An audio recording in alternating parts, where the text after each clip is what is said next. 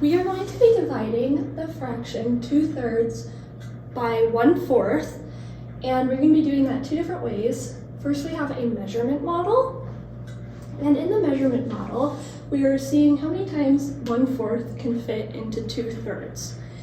So here we have our one whole, our full 3/3 written out, but we're mostly just focusing on the 2/3 here.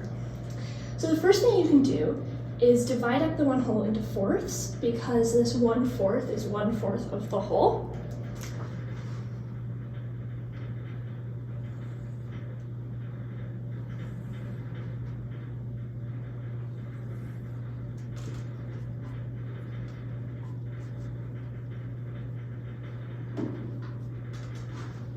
So then you have the one whole divided up into fourths, and as you can see, 1, 2, and not quite a whole 3/3 or 3/4 will fit into this 2/3. So that means we have to figure out how much this additional piece is of the whole. And a common denominator amongst 3 and 4 is 12. So we can again divide up this whole into 12 pieces.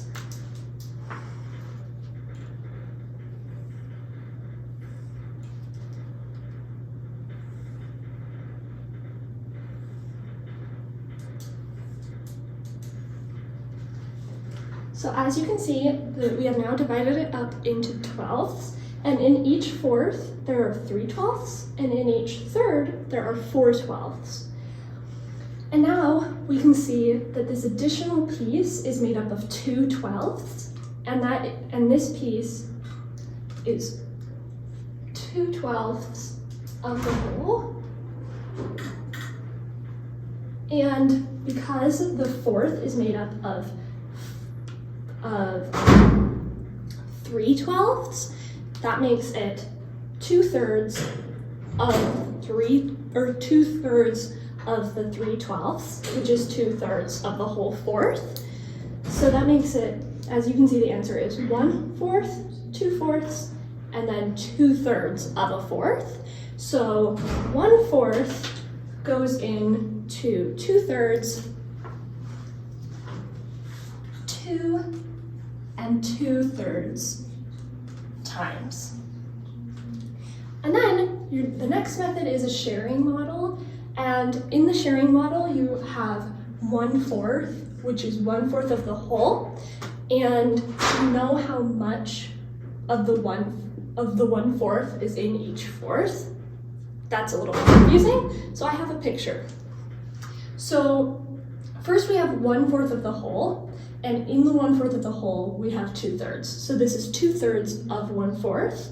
So to find out how much is in the whole 4/4, you can iterate 2/3 4 times, because you have 2/3 of 1/4, and 4 times 4 is, or 4 times is 4/4, or 1/4 4 times is 4/4. I said that wrong.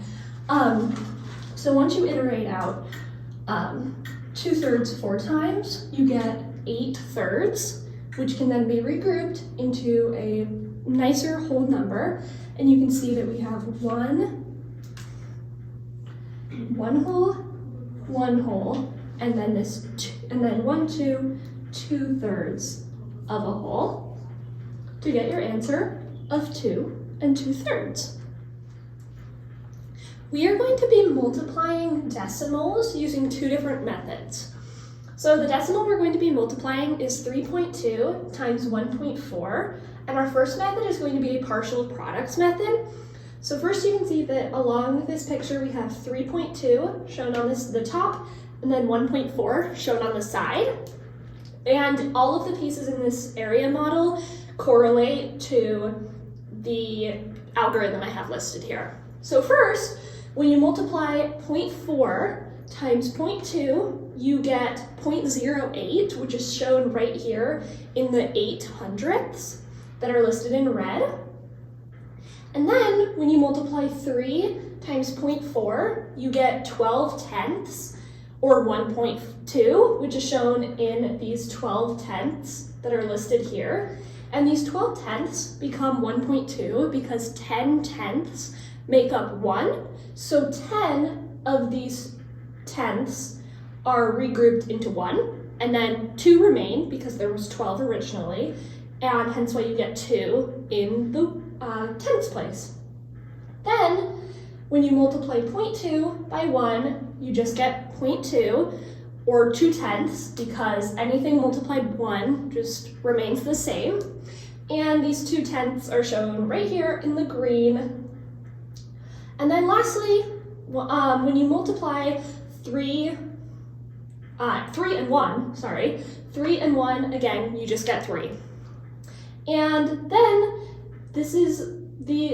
when you add up these all together, you get 4.48, and the 4 is shown, or you get the 4 because of this additional 1 that came from 10 of these tenths, plus these 3 1 wholes.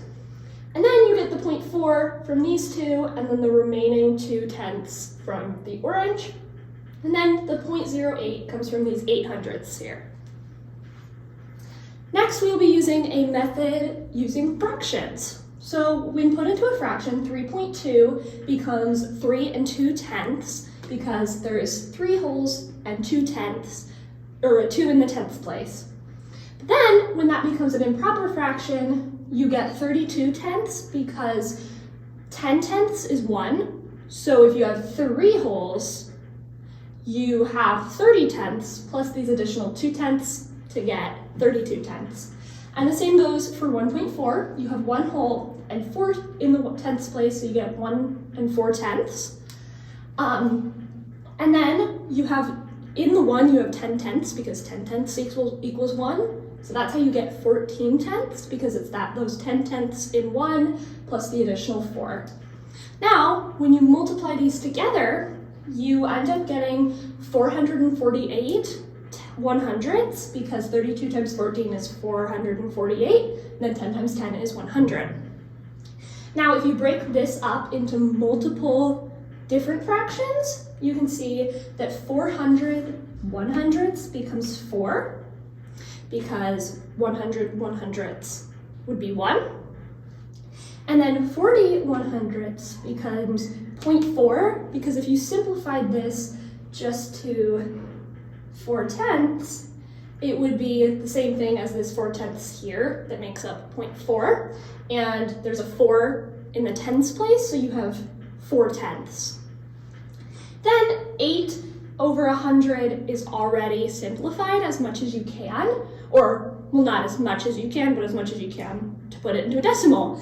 And in the 100th place, you have 8 because you have 8 over 100, so it goes in the 100th place. Then if you just add up 4, 0.4, and 0.08, you end up getting 4.48. We are going to be finding the area of this shape using 2 different ways. So the first thing that's important to note is that the length horizontally between 2 dots and vertically between 2 dots is the same, but the length diagonally between 2 dots is different. So the first way you can go about solving or finding the area of this shape is by turning it into a rectangle. And how we can do that is by splitting it up into 2 triangles, because a rectangle is made up of 2 triangles, because when you draw a line diagonally across a rectangle, it turns it into 2 triangles. So, as you can see in this shape, we now have 2 triangles which are even, or which are equivalent because they have a base of 4 and a height of 2. So, if we take this, oops, sorry, I didn't want to do that. If we take this triangle and we just move it up here, like this, and then get rid of this because that triangle is now up here, then you could use base times height to find the area, and base times height works because you're just finding the amount of boxes within the shape, and if you don't want to use base times height, you can also just add up the amount of shapes or boxes within the total shape. And if you do base times height, this has a base of 4 and a height of 2, and we know that 4 times 2 equals 8, so this shape has an area of 8. The next way you could go about solving it is by looking at the shape and seeing how many full boxes are already within the shape. So, as we can see right here, there are 2 boxes that are completely within the shape. And then we can also see here, there are another 2 boxes that are fully within the shape. And that would be shown on this picture, just there and there. So then we can take these half triangles or these half shapes that are not full boxes and turn them into full boxes. And how we could do that is first by we could take this rectangle and just move it up here, or not rectangle, sorry. We can take this triangle and move it up here, and if we move it up here, it goes along these 2 boxes and this one to the side. As you can see, that goes with that, and then that top part will go right up here, and then that makes another 2 full boxes right on top there. And then we can do the same thing with these shapes by taking this triangle right here that is not 2 full boxes and moving it right on top of this triangle to make 2 full boxes. And then, as you can see, that's right on top of this shape. So it goes right here on our new picture. And now that there are full boxes within this shape and no half boxes, you can count up how many boxes are within this shape to find the area. So that would be 1, 2, 3, 4, 5, 6, 7, 8. 8 full boxes are within this shape, making the area 8.